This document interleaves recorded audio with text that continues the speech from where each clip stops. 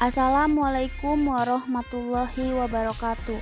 Kami dari kelompok 1 yang beranggotakan Aisyah Syahrini Nurfadilah, Elza Safira Oktarina, Hani Handayani, Iis Badriah, Lutfia Ramadina, Mia Amalia, Novita Sari, Risa Aulia, Risma Yulianti, dan Susani Fadilah.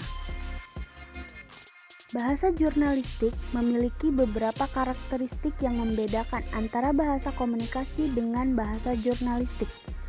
Kelompok 1 akan membahas tentang karakteristik bahasa jurnalistik. Karakteristik yang pertama yaitu sederhana, yaitu memilih kata atau kalimat yang paling banyak diketahui oleh pembaca.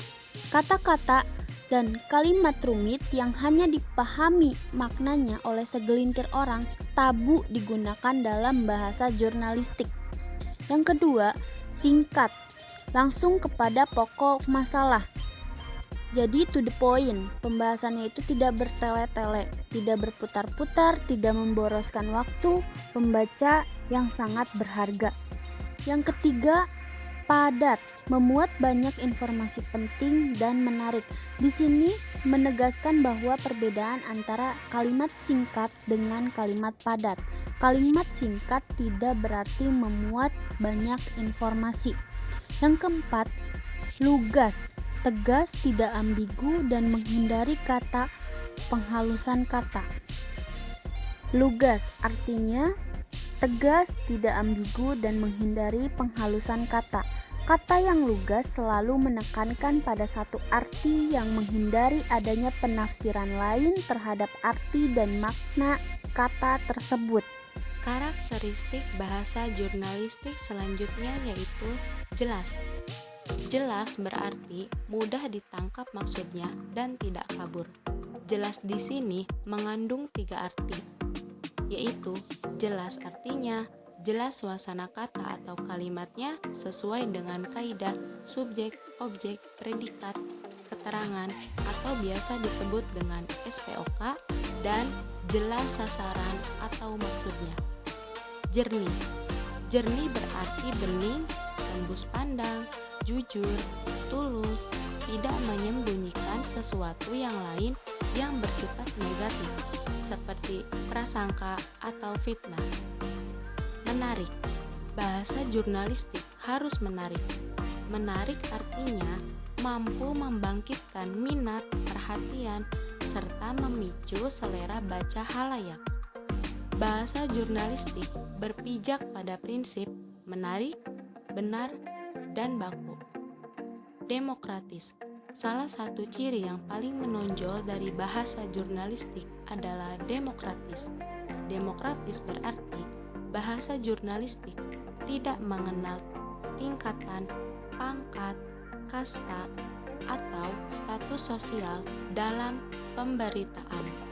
Bahasa jurnalistik memperlakukan siapapun secara sama. Populis. Populis berarti setiap kata, istilah, atau kalimat apapun yang terdapat dalam karya-karya jurnalistik harus akrab di telinga, di mata, dan di benak pikiran halayak pembaca, pendengar, atau pemirsa. Bahasa jurnalistik harus merakyat, artinya diterima dan diakrabi oleh semua lapisan masyarakat. 10. Logis. Logis berarti apapun yang terdapat dalam kata, istilah, kalimat, atau paragraf jurnalistik harus dapat diterima dan tidak bertentangan dengan akal sehat atau common sense. Yang ke-11, gramatikal. Gramatikal berarti kata, istilah, atau kalimat apapun yang dipakai atau dipilih dalam bahasa jurnalistik harus mengikuti tata bahasa baku. Ke-12, menghindari kata tutur.